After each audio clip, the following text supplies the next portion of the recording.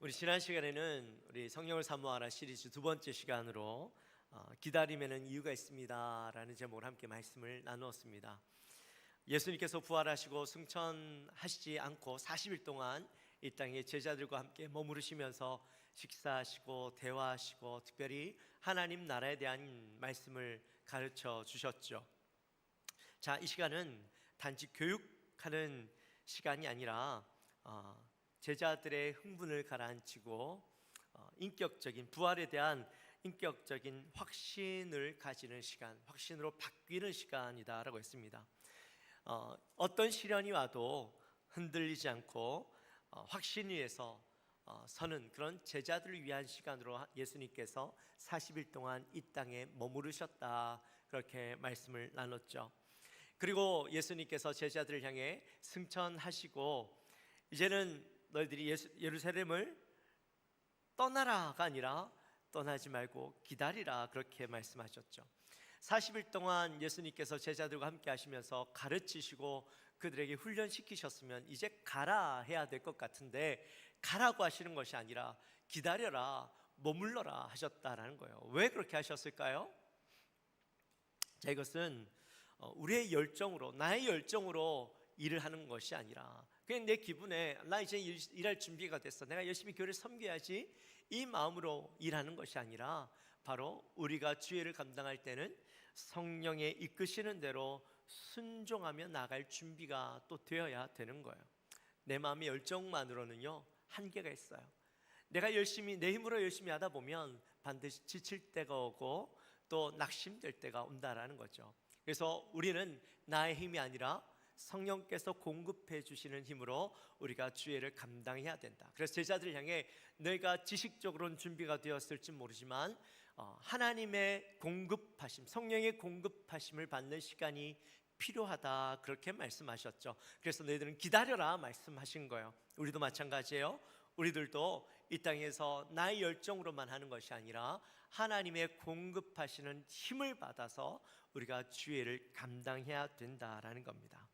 그리고 예수님께서 하나님 나라에 말씀하실 때에 제자들은 예수님의 그 말씀 가운데도 변하지 않고 과거에 그들이 가졌던 생각, 예수님의 하나님 나라에 대한 개념을 여전히 자기의 생각 가운데 하나님 나라, 곧 이 땅 가운데 그들이 꿈꿔왔던 이스라엘의 회복과 다윗 왕궁의 그 영광을 회복하는 때로만 바라보고 있었던 것이죠.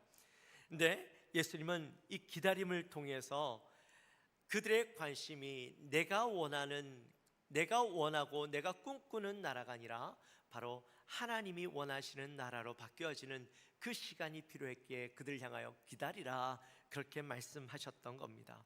그리고 승천하시는 예수님을 보고 제자들이 어떻게 했어요? 멍하니 바라보고 있었죠. 그때 천사들이 나타나서 뭐라고 얘기합니까? 왜 바라만 보고 있니? 라고 말씀하셨죠. 자, 그 자리를, 예수님이 떠난 자리를 바라보면서 신세한탄하고 답답해하고 가슴 아파할 것이 아니라 너희는 성령을 사모하며 기다려라, 그렇게 말씀하셨어요.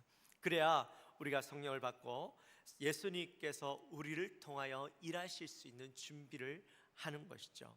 우리가 준비되었을 때 그때 성령께서 우리를 통하여 하나님이 원하시는 일들을 하실 수가 있기 때문입니다. 그래서 나에게 초점을 맞추고 있던 것을 하나님에게로 초점을 맞추는 시간, 그 시간이 바로 기다림의 시간이라고 우리 함께 지난주에 말씀을 나누었습니다. 여러분 기억나시나요? 네, 할렐루야. 세 분이 대답해 주시니까 얼마나 감사한지 모르겠어요. 네. 그래요. 오늘은 이제 성령을 사모하라 세 번째 시간으로 빈자리를 기도로 메우라라는 제목을 함께 은혜를 나누도록 하겠습니다. 여러분은 인생의 빈자리를 경험해 보신 적 있으십니까? 사랑하는 가족이 떠난 자리, 사랑하는 부모님이 늘 함께 계시다가 이제 세상을 떠나면 그 공허함, 빈자리가 굉장히 크게 느껴지죠. 또 늘 함께 하던 가족이 멀리 떠나버리면, 또 사랑하는 자녀가 결혼을 해서 이 가정을 떠나버리면 그 빈자리가 굉장히 크게 느껴집니다. 또 잠깐이지만 가족이 여행을 떠나버리면 며칠이지만, 그죠? 이번에도 선교팀들이 일주일을 꽉 채워서 갔다 왔는데 일주일 그 가족이 떠난 자리가 굉장히 크게 느껴지고 또 허전하게 느껴지는 것이죠. 빈자리를 채우고 있을 때는 모르지만 그 빈자리가 공허하게 느껴지고 보여지면 허전하고 또 불안하게 느껴질 때가 있습니다. 그때 여러분은 그 빈자리를 어떻게 채우십니까? 오늘 본문에 보면 지금 제자들이 딱 그 상황이에요. 예수님께서 승천하시고 떠난 빈자리가 제자들에게는 얼마나 크게 느껴지겠습니까?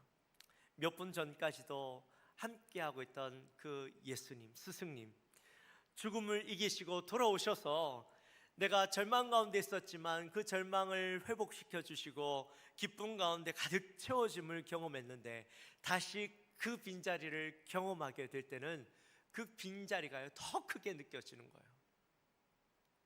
공허하고 어찌해야 될지 모르는 그런 상황에 놓인 제자들이었어요.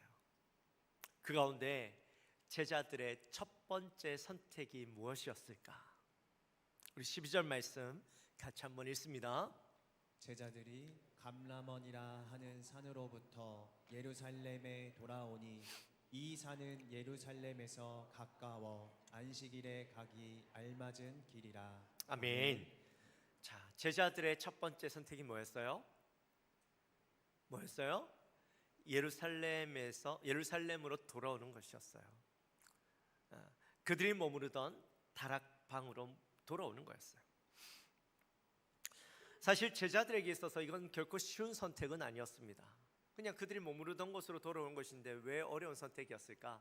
사실은 그냥 그들이 머무르던 곳으로 돌아오는 것이 아니었어요. 오늘 말씀해 보니까요, 이렇게 되어 있어요. 안식일에 가기 알맞은 길이라고 되어 있어요.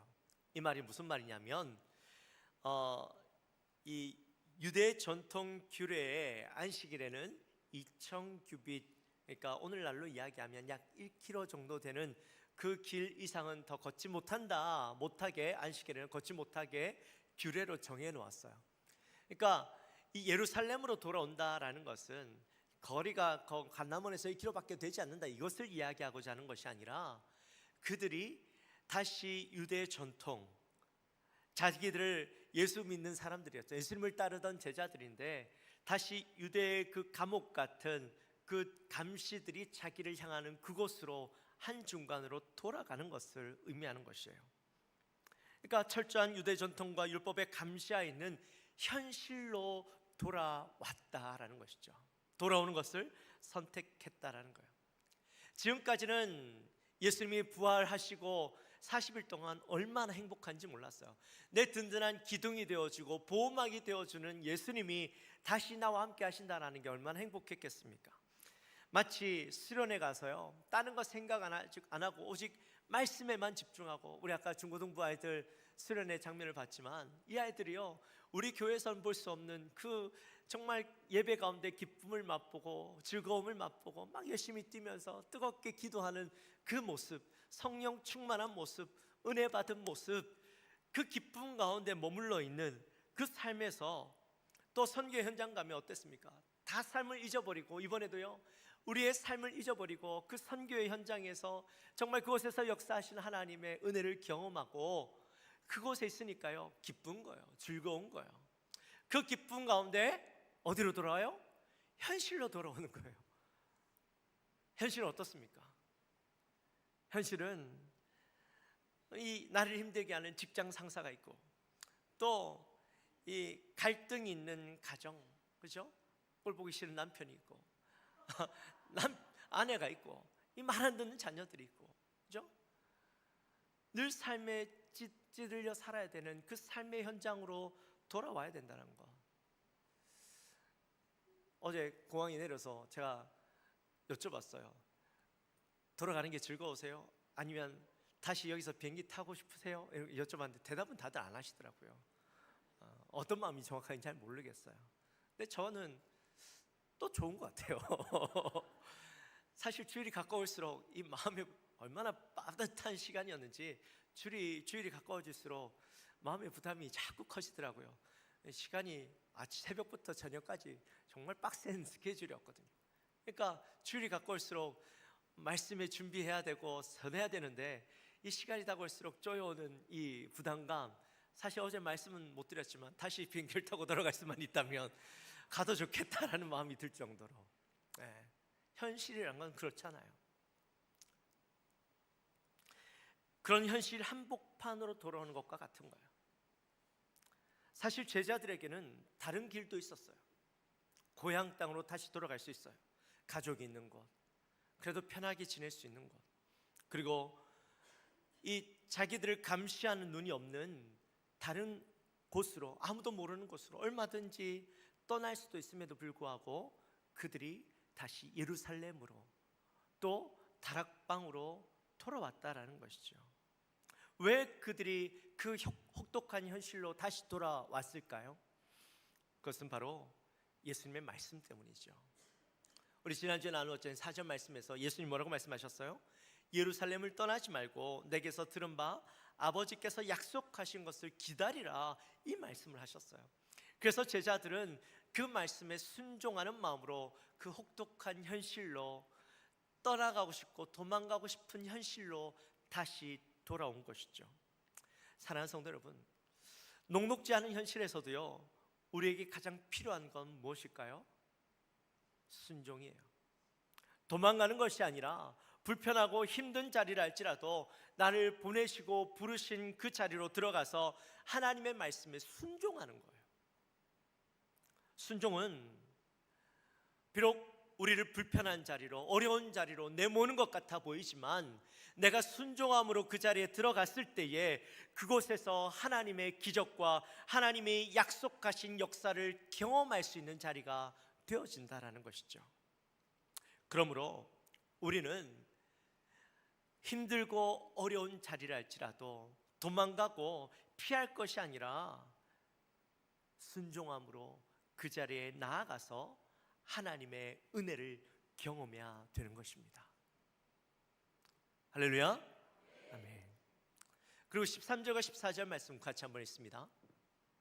들어가 그들이 유하는 다락방으로 올라가니 베드로, 요한, 야고보, 안드레와 빌립, 도마와 바돌로메, 마테와 및 알페오의 아들 야고보, 셀로딘 시몬, 야고보의 아들 유다가 다 거기 있어 여자들과 예수의 어머니 마리아와 예수의 아우들과 더불어 마음을 같이하여 오로지 기도에 힘쓰더라. 아멘. 자, 여러분 여기에 모인 사람 한번 보십시오. 누가 있습니까? 예수님의 11 제자들이 있죠. 특별히 베드로는 어떤 사람입니까? 베드로는 예수님을 3번이나 부인했던 사람이에요. 또 거기 보니까 눈에 띄는 도마가 있어요. 도마는 누굽니까? 예수님의 부활을 믿지 않았던 사람이죠. 또 거기에 보니까요, 여자들이 있어요. 여자들은 당시에 증인으로도 채택받지 못하던, 인정받지 못하던 사람들이었어요. 또 예수님의 아우들이 있어요. 예수님의 아우들은 예수님을 미친 사람 취급했던 자들입니다. 지금 말씀해 보니까요, 그런 사람들, 실패한 사람들, 상처가 가득한 사람들, 서로가 서로를 불편하게 여길 만한 사람들이 지금 한 자리에 모여 있는 거예요. 근데 그들이 어떻게 해요? 말씀을 보니까 마음을 같이 하여, 이렇게 되어 있어요. 여러분, 마음을 같이 했다라는 말은 오늘 의미를 살펴보면 한 마음이 되었다라는 말입니다. 실패자고 서로 불편한 마음이 있던 자들인데, 그럼 어떻게 그 사람들이 한 마음이 될 수 있을까요? 여러분, 불편한 사람들끼리 같이 있으면 한 마음이 될 수 있어요? 불가능하죠. 근데 어떻게 이들이 한 마음이 될 수 있을까? 그것은 바로 하나님의 약속에 초점을 맞추었기 때문입니다. 여러분, 교회는요, 완벽한 곳이 아닙니다. 완전한 사람들이 모여 있는 곳이 아닙니다. 다들 하나하나 바라보면 실패자 같고 또 연약한 자들이 모여 있습니다. 근데 그들은 비록 실패자 같지만 용서받은 사람, 연약하지만 은혜 받은 사람들이 하나님의 약속을 붙잡고 모여든 곳이 바로 교회예요. 하나님의 약속을 붙잡고 모여들었기 때문에 그들이 비록 실패자 같고 연약한 자들이지만 또 서로 다른 곳을 바라보던 자들 같아 보이지만 그들이 하나님의 약속 이 하나 붙잡고 한 마음이 되어서 갈 수가 있는 것이죠.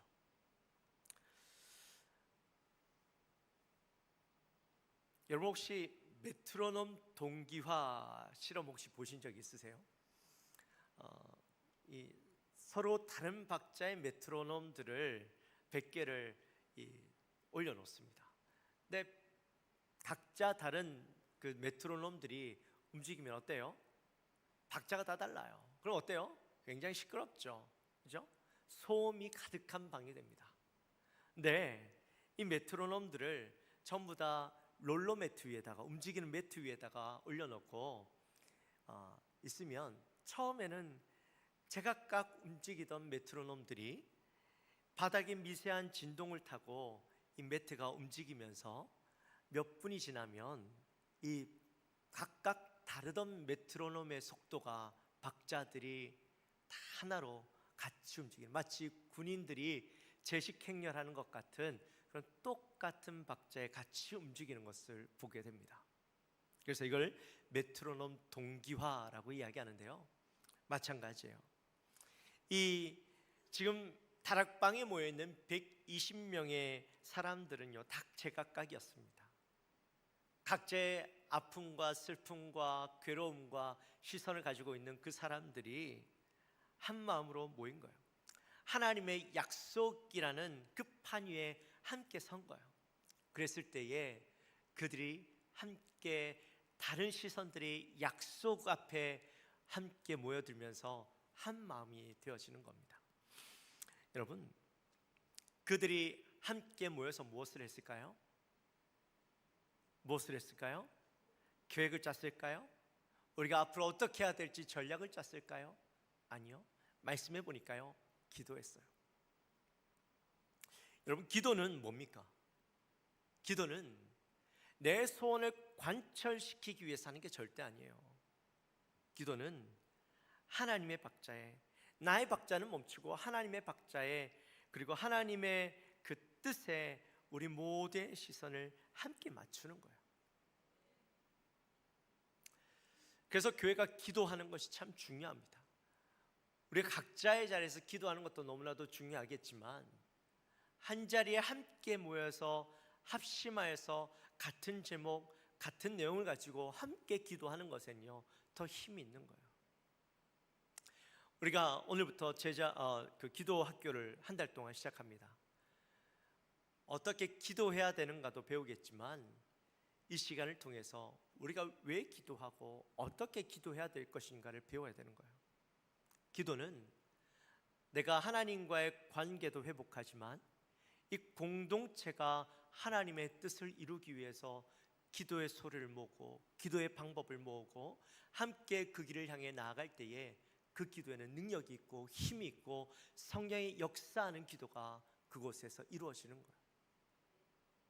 여러분, 많이들 기도학교에 참여해 주시기 바랍니다. 여러분의 기도가 생명력을 느끼는 기도가 되어지기를 주님의 이름으로 축원합니다. 우리 교회도요, 각각의 제각각의 소리가 있습니다.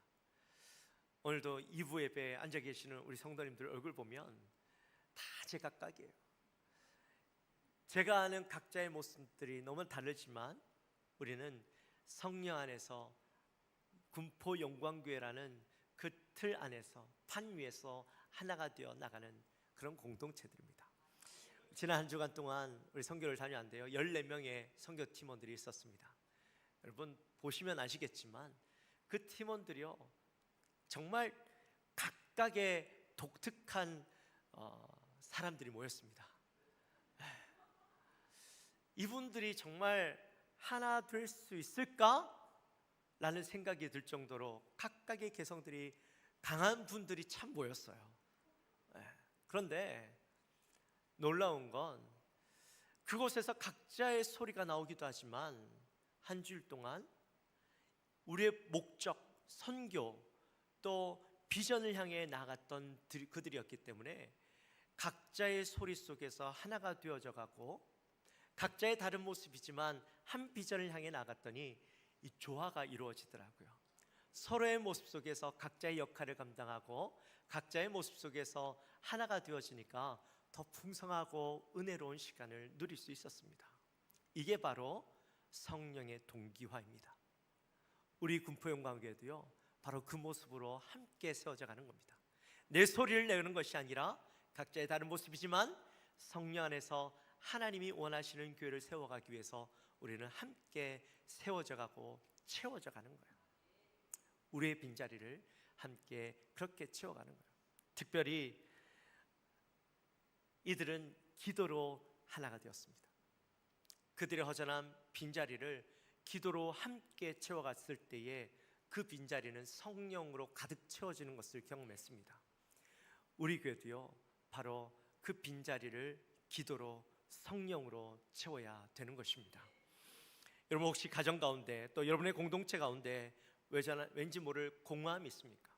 사랑방에 가지만 또 내 전도회에 가지만 우리의 가정에 내가 있지만 또 내 직장 공동체에 있지만 여러분 그 안에 허전함이 있습니까? 공허함이 있습니까? 빈자리가 느껴지십니까? 여러분 무엇으로 채우시려고 하십니까? 다른 무엇으로 채우는 것이 아니라 여러분의 삶에 기도로 성령으로 그 자리를 채우십시오. 그러면 그 자리가 온전히 메꾸어지면서 그 안에서 여러분의 삶이 회복되어지고 하나님의 역사가 경험되어질 줄 믿습니다. 자, 그렇게 기도하던 중에 베드로가 갑자기 일어나서 이렇게 이야기합니다. 가룟 유다의 배신 사건을 꺼내들어요. 사실 가룟 유다의 이야기는 이 공동체에 있어서 가장 뼈아픈 사건이지요. 예수님께서 공생의 기간 동안 그 재정을 맡길 정도로 가장 신뢰하던 제자 중에 한 명이었습니다. 근데 그가 예수님을 배신하고 예수님을 팔아 넘기는 것이죠. 여러분 이건 단순한 사건이 아닙니다. 예수님의 공동체의 신뢰 기반이 완전히 무너지는 그런 사건이죠. 보통 이런 경우들 여러분들은 어떻게 하십니까? 여러분 가운데 이런 아픔의 사건들이 일어나면 되도록이면 그냥 덮어두려고 하고, 그죠? 다시 그것들을 꺼내들려고 하지 않습니다. 좋은 게 좋은 거니까 그냥 있자. 그럴 수도 있지. 괜히 그거 꺼내봐야 우리한테 도움되는 게 뭐가 있겠어. 그리고 다들 덮으려고 하죠. 근데 오늘 본문에 보니까 베드로는요, 그 상처를 끄집어내요. 왜 그렇게 했을까요? 왜 끄집어냈을까요? 18절 말씀에 보면 누가가 유다의 죽음을 아주 끔찍하게 표현합니다. 이 사람이 불의의 삭수로 밭을 사고 후에 몸이 곤두박질하여 배가 터져 창자가 다 흘러나온지라. 끔찍하죠. 왜 굳이 이런 표현을 했을까요? 봐라, 예수님 배신한 결과가 이거야. 그러니까 너희들은 절대 예수님 배신하지 마. 너도 이같이 될 거야. 이렇게 이야기하려고 하는 걸까요?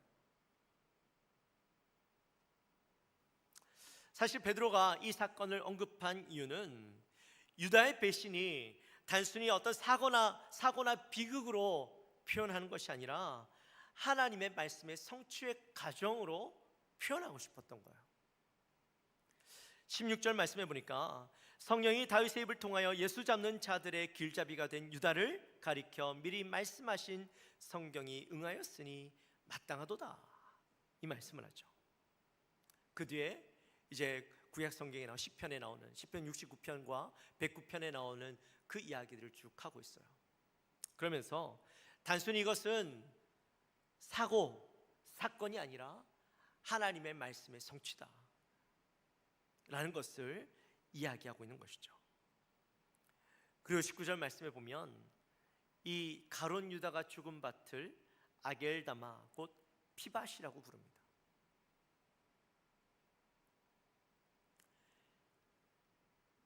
온몸에 창자가 흘러나오고 그의 몸이 터져서 온 땅에 피가 가득한 땅, 피가 흥건한 땅이 되었지만 그곳에 하나님의 예언 가운데 이 모든 일들이 이루어졌다라는 것이죠.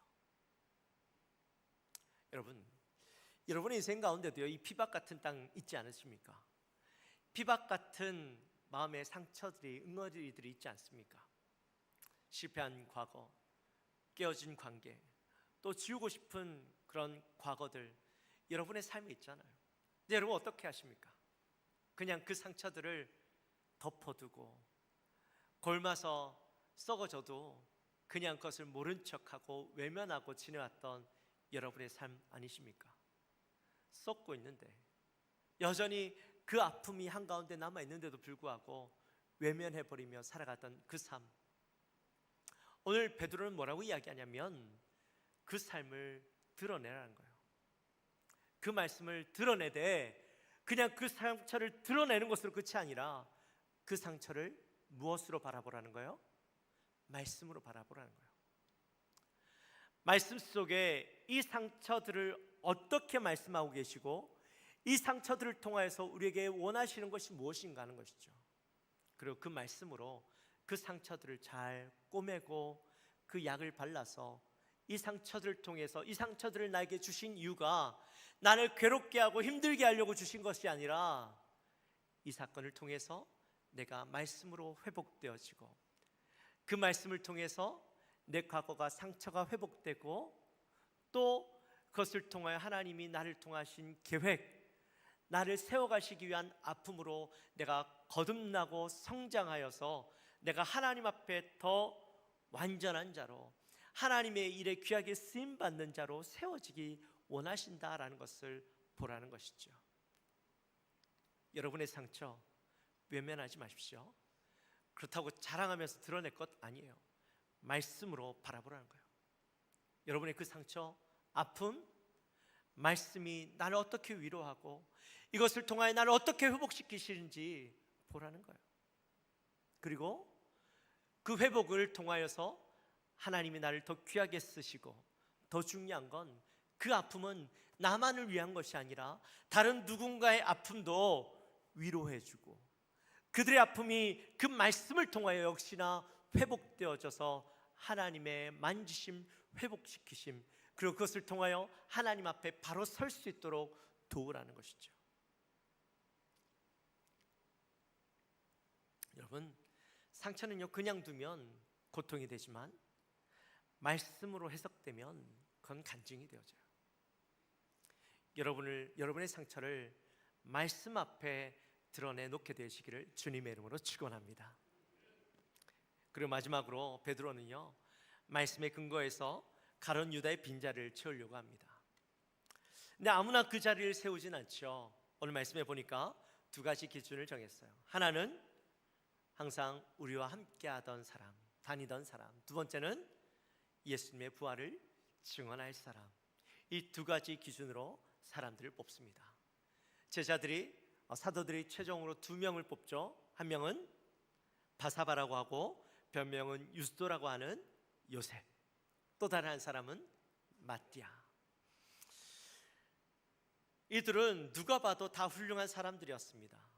제자가 될 만한 자격을 갖춘 12사도 안에 들진 않았지만 가장 최측근에 오랫동안 제자라고 부를 수 있는 사람들이었습니다. 자, 이렇게 둘을 뽑아놓고 제자들이 이 둘 중에서 투표하는 것이 아니라 어떻게 해요? 그들을 놓고 다시 기도하죠. 무사람의 마음을 아시는지요? 이 두 사람 중에 누가 하나님께 택하신 바 되어 봉사 및 사도의 직무를 대신할 자인지 보이시옵소서 하고 기도하고 난 뒤에 어떻게 했어요? 제비를 뽑았어요. 여러분, 우리의 생각으로 이 제비를 뽑아서 사도를 선택했다고? 너무 모험을 하는 거 아닌가? 마치 이 운명을 맡기는 것 아닌가? 그런 생각이 들기도 하죠. 여러분, 이 제비 뽑기는 이미 구약 시대 때부터 하나님의 뜻을 구하는 방법이었어요. 인간의 지혜와 또 최선을 다해서 우리가 그것들을 준비하지만 최종적인 결정은 누구에게 맡기는 거예요? 하나님께 맡기는 거예요. 근데 이들이 하나님께 맡길 때에 그냥 맡기는 것이 아니라 그냥 운명으로 그냥 뽑는 것이 아니라 하나님 앞에 간절히 기도했어요. 하나님의 뜻을 구했어요. 그리고 하나님의 뜻을 바라보며 선택한 거예요. 둘 중에 누가 뽑혔습니까? 누가 뽑혔어요? 마띠아가 뽑혔죠. 사실 마띠아가 어떤 사람인지 성경은 이전에도 이후에도 오늘 본문 이외에는 이야기하지 않습니다. 그래서 많은 사람들이 마띠아가 왜 뽑혔느냐, 왜 뽑아야 했느냐, 또 마띠아 뽑은 거 실패 아니냐, 이 뒤에는 이야기하지 않으니까 마띠아 잘못 뽑은 거 아니냐, 그렇게 이야기하는 사람들도 있어요. 근데 여러분, 마띠아를 뽑은 건 절대적으로 하나님의 선택이고 말씀의 기준에서 뽑은 것이었어요. 그리고 마띠아가 제자가 되어서 유명해지는 게 목적이 아니었어요. 그는 자신의 자리에서 하나님의 부르심 가운데 최선을 다해서 예수님을 증언하는 증인이 되는 삶을 살기 위해서 뽑으신 거예요. 하나님은 그를 뽑으시고 그를 그 목적에 맞게 사용하신 거예요. 사람들은 때로는 화려한 주인공이 되어야 성공했다라고 생각을 합니다. 하지만 하나님은 우리가 성공하는 인생, 화려하게 사람들 앞에 드러나는 인생을 살기를 원하시는 것이 아니라 각자 한 사람 한 사람이 그들에게 맡겨진 직분과 그들에게 맡겨진 사명을 감당하기 위해서 우리를 부르시는 것이죠. 아무도 알아주지 않아도 자기 자리에서 하나님이 나에게 주신 사명을 바라보면서 하나님 한 분만 바라보고 믿음으로 묵묵하게 자기의 자리를 지켜나가는 것, 하나님은 그것을 원하시는 거예요. 그것을 위해서 우리를 부르신 것이지 성공의 어떤 표본으로 사람들 앞에 화려하게 드러나기 위해서 우리를 뽑으신 게 아니라는 거예요. 그렇다면 뽑히지 않은 이 요셉은 어떨까요? 우리 같으면 이 투표에서 떨어져요. 어떻게 해요? 낙심하고 좌절하고 내가 뽑히지 못한 것에 대한 자책감, 또 원망, 또 뽑힌 사람과 비교하면서, 그렇죠? 막 그러지 않아요? 오늘 말씀해 보니까요, 요셉이 그랬다라고 단 한마디도 적혀있지 않아요. 요셉은 어떻게 했을까요? 말씀에 나오진 않지만 그는 여전히 자기의 자리에서 묵묵하게 이전과 같이 똑같이 자신의 사명을 감당하며 나갔어요. 말씀에 어디에도 요셉이 불평했다, 분란을 일으켰다, 공동체를 떠났다라는 기록은 없어요. 결과를 깨끗하게 승복하고 하나님께서 선택하지 않으신 것은 하나님의 뜻이 아니기 때문에 여전히 내 자리에서 그 일을 감당하도록 부르셨기 때문에 나를 뽑지 않으셨다고 생각하고 그 자리에 머무른 것이죠. 1969년도에 인류 최초의 달에 도착했던 아폴로 11호가 있습니다. 여러분 거기에 누가 탔는지 다들 잘 아시죠? 바로 그 닐 암스트롱과 버즈 올린드라는 사람이 달을 최초로 밟았어요. 특별히 달을 가장 처음 밟은 사람은 닐 암스트롱. 그래서 아마 닐 암스트롱은 모르는 분들이 없을 거예요. 근데 여러분,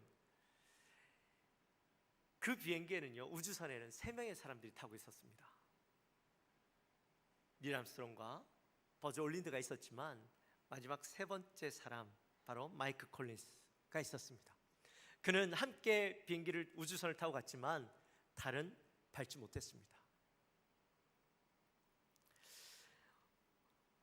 홀로 사령선에 남아서 달 궤도를 돌면서 때로는 이 달의 뒷부분, 지구에서는 볼 수 없는 곳에서 아무도 누구와도 연락되지 않는 가장 어두운 그곳에 혼자 머물러야만 했던 마이클 콜린스. 근데 그가 없으면 동료들이 지구로 귀환할 수 없기 때문에 그 영광을 뒤로하고 홀로 이 우주선의 사령선에 남아 있었던 것이죠. 그리고 그들의 동료들이 달을 밟고 귀환하는 것을 묵묵히 지켜봤습니다. 나중에 기자가 물었어요. 외롭지 않았습니까? 달을 밟지 못해서 억울하지 않았습니까? 그렇게 물었을 때에 이 콜린스가 이렇게 얘기합니다. 아니요, 나는 내가 맡은 역할에 완벽하게 만족했습니다. 나는 그 성공의 일부분이었습니다. 이렇게 얘기했습니다. 사랑하는 성도 여러분, 내가 비록 주인공이 되지 않아도 하나님의 뜻이 이루어진다면 그것으로 기뻐할 수 있는 마음, 내 뜻대로 되지 않아도 하나님의 선택이 항상 옳다라고 고백하면서 그 자리를 지킬 수 있는 사람, 이런 사람이 바로 세상은 기억하지 못해도 하나님은 영원히 기억하시는 사람, 하나님 나라의 진짜 주인공이라는 사실입니다. 이제 말씀을 마칩니다. 사랑하는 성도 여러분, 우리는 다시 예루살렘으로, 또 우리가 머무는 다락방으로 돌아가야 됩니다. 힘들고 어렵고 외로운 자리를 할지라도 예수님께서 우리에게 가라고 하신 우리의 사명의 자리로 돌아가야 됩니다. 그리고 그 빈자리를 불안해하고 원망으로 채우지 말고, 다른 것들과 비교하면서 채우지 말고 기대로 채우셔야 됩니다. 그럴 때 하나님은 우리를 통해서 놀라운 일들을 행하십니다. 아무도 알아주지 않아도, 주인공이 되지 않아도 괜찮습니다. 묵묵히 사명을 감당하면 하나님이 기뻐하시는 가장 적절한 때에 우리에게 은혜를 부어주시고 우리를 사용하실 것입니다. 그렇게 회복된 우리의 삶은 또 다른 누군가의 회복의 가능성이 될 것입니다. 여전히 빈자리 때문에 아파하고 힘들어하고 괴로워하고 그것을 떠나려고 하는 그들을 향하여 성령으로, 기도로 채워진 그 자리를 바라보면서, 말씀으로 이렇게 싸매어진 회복된 그 자리를 바라보면서 누군가에게도 회복의 가능성이 되어지시고 그들을 회복시켜서 그들도 똑같이 성령으로 채워지고 말씀으로 회복되어지며 하나님 앞에 귀하게 쓰임받는 복된 우리 군포영광교회 성도님들 되어지시기를 주님의 이름으로 축원합니다.